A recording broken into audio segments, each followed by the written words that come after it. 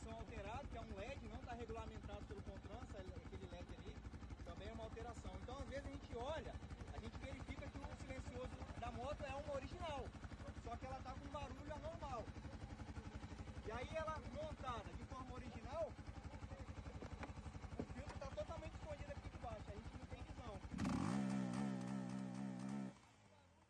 Aí a gente removeu aqui, o banco está solto, sem o parafuso, está irregular.